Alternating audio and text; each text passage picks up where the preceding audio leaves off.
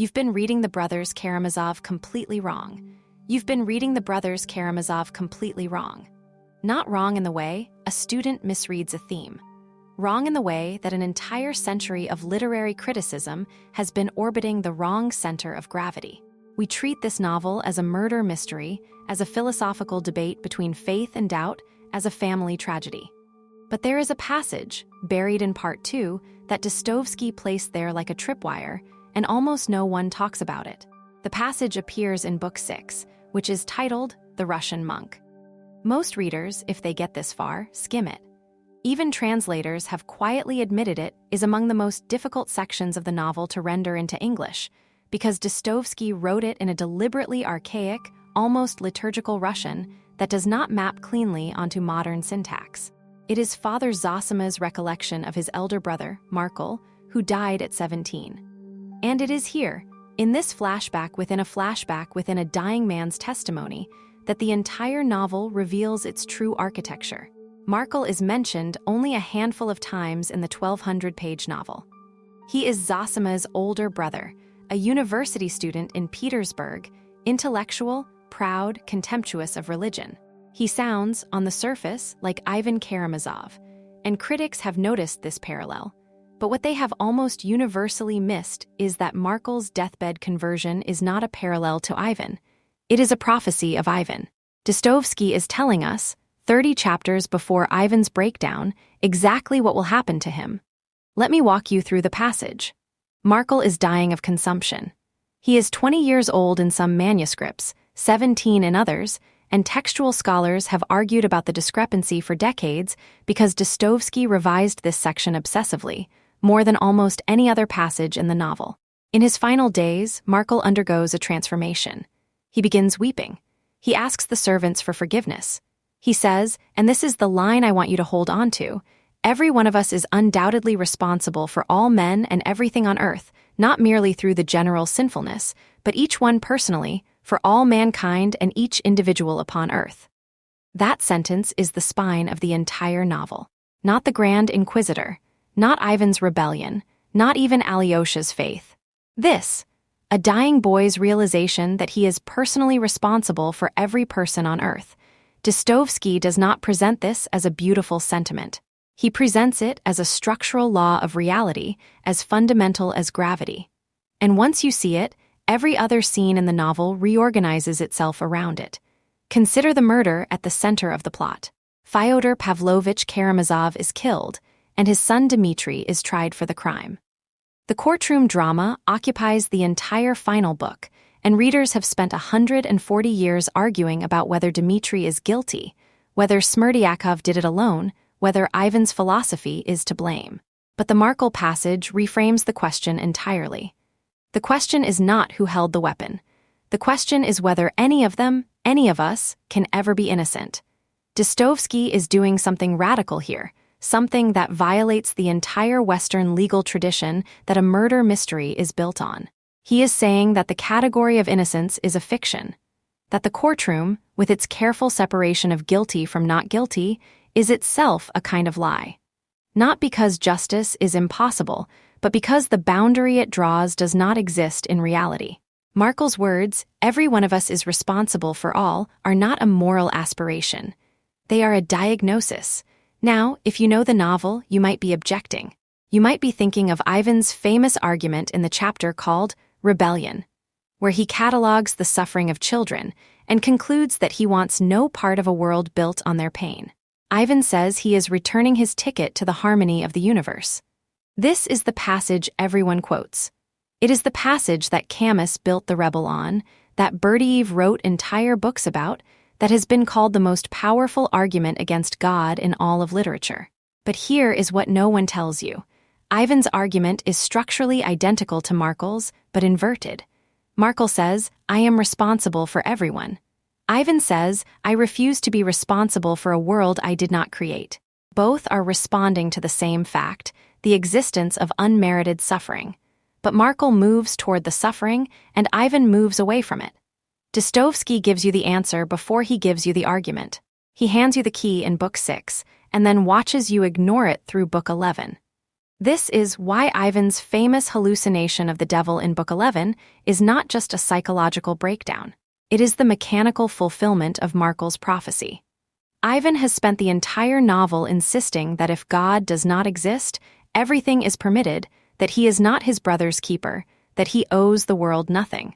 And then his mind produces a devil who tells him, with grotesque cheerfulness, that he is exactly right. Everything is permitted. And the result is not freedom. It is madness. But here is the twist that the Markel passage unlocks. Ivan's madness is not punishment. It is mercy. Dostoevsky is not saying, "See what happens to atheists." He is saying something far more unsettling. He is saying that Ivan's sanity, the very rationality he used to construct his argument, was already a form of madness, because it was built on the denial of the one thing that Markel understood on his deathbed, that you cannot separate yourself from the suffering of others without severing yourself from reality itself. Let me take you deeper.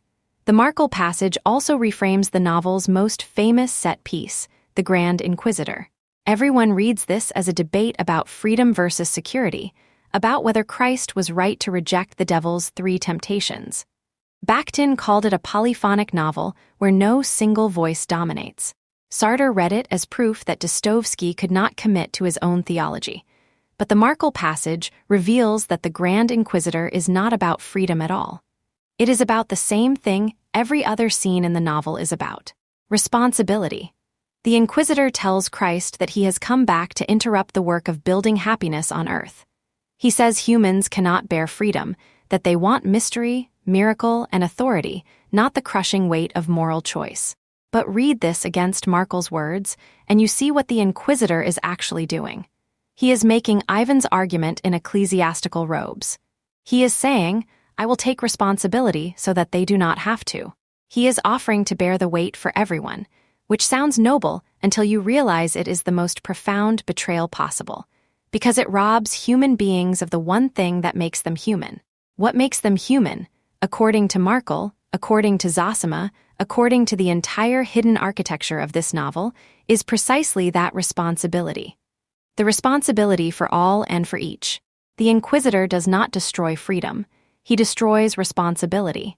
And in Dostoevsky's universe, those are the same act. This is why Christ's response is not an argument. It is a kiss. Because the Inquisitor has not made an intellectual error. He has made a relational one. He has cut himself off from the web of mutual responsibility that Markel described, and no syllogism can repair that. Only love can. Which leads to the character everyone forgets. Smerdyakov. He is the illegitimate son, the shadow brother, the one who actually kills Fyodor Pavlovich. Critics have debated whether Smerdyakov is a character or a symbol, whether he is fully human in Dostoevsky's eyes or merely a device. But the Markel passage settles this. Smerdyakov is the one person in the novel who has been told, by everyone around him, that he is not responsible. Not responsible for the household, not responsible for the family name, not responsible for the father he may or may not share with his brothers. He has been excluded from the web of mutual responsibility, and the result is not freedom. It is murder. This is the mechanism Dostoevsky is exposing. When you tell someone they are not responsible for others, you do not liberate them. You orphan them. Smerdyakov is not evil because he is lowborn or resentful. He is dangerous because he has been made to believe that he stands outside the moral universe Markel described. Ivan gives him the philosophy. The family gives him the social position. The culture gives him the silence. And then everyone is shocked when he acts as though none of it applies to him. Now I want to turn to the structure of the novel itself, because Dostoevsky did something with the Markel passage that is almost never discussed. He placed it at the exact midpoint.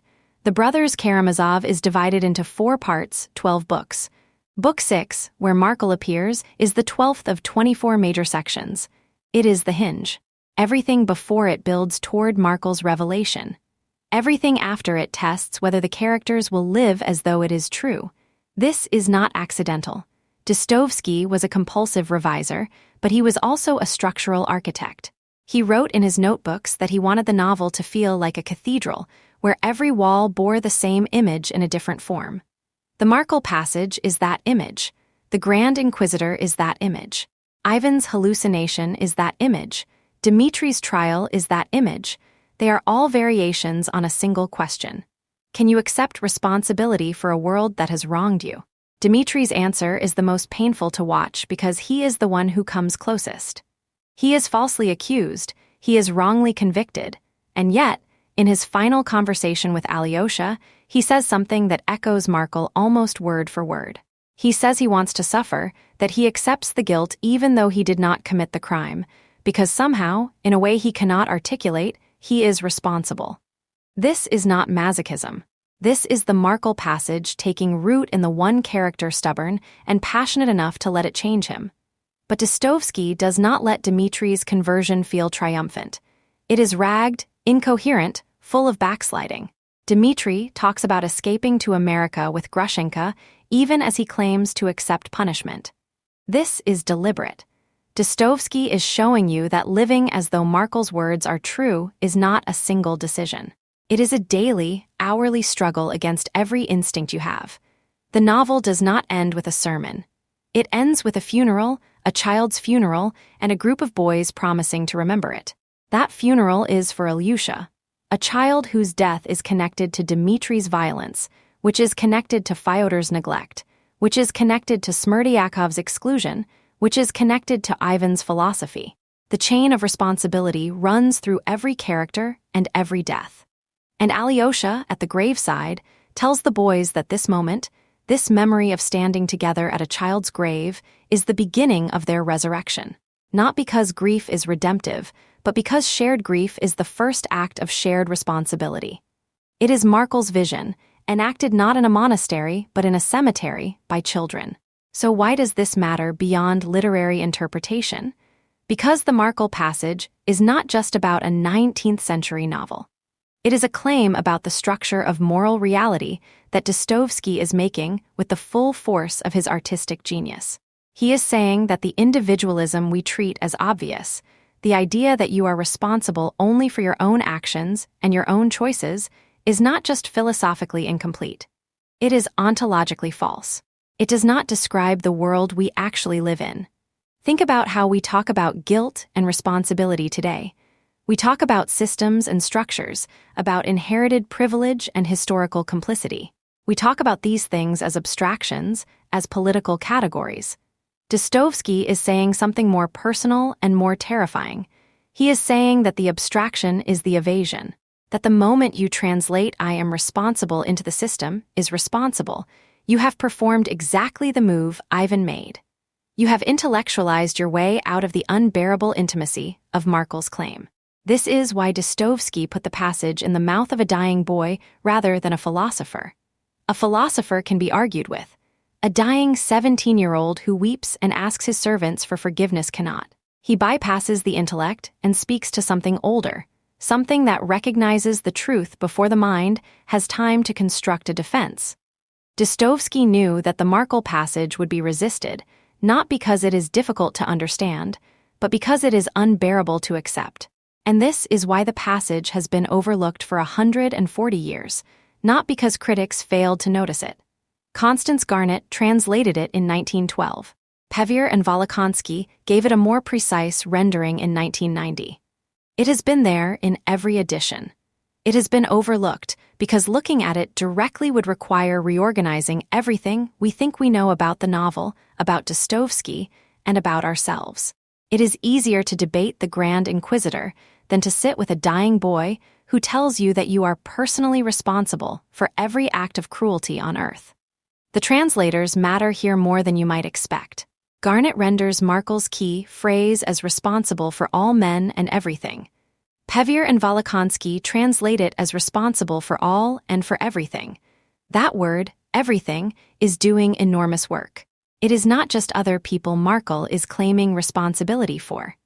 It is the material world, the natural order, the suffering of animals, the weather that destroys crops, the earthquake that buries children.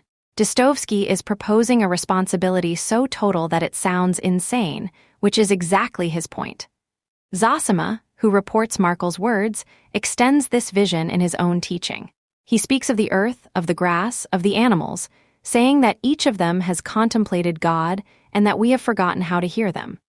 Critics have dismissed this as mystical excess, as Dostoevsky's sentimental orthodox piety. But read it after the Markle passage, and it is not excess. It is consistency. If you are responsible for everything, then everything is kin. The grass, the animals, the stranger, the enemy, the category of other dissolves. This is the payoff. The Brothers Karamazov is not a novel about the problem of evil. It is a novel about the refusal of responsibility. Every major character, in their own way, is trying to refuse the burden Markle accepted. Ivan refuses it intellectually. The Inquisitor refuses it institutionally. Smerdyakov refuses it existentially, because he has been refused inclusion. Even Alyosha struggles with it, lapsing into doubt after Zosima's body decomposes, a detail that scandalized pious readers in 1880, but that Dostoevsky included precisely to show that the Markle vision is not inherited. It must be chosen and rechosen in the face of everything that argues against it. So when you return to this novel, read it differently. Do not start with the murder. Start with the boy who died at 17, who wept in his room in Petersburg, and who told his younger brother that he was responsible for the whole world. Every scene that follows is a test of that sentence. Every character is a response to it. Every death in the novel is the consequence of refusing it. And every moment of grace, from Alyosha's kiss to Dmitri's acceptance to the boys at Ilyusha's grave, is the consequence of finally, painfully, living as though it were true. Dostoevsky did not write a novel about whether God exists. He wrote a novel about whether you can bear to be responsible for a world in which the question itself is already an evasion. Markle answered it on his deathbed. The question is whether you can hear him. Subscribe for more deep readings of the books you thought you already understood.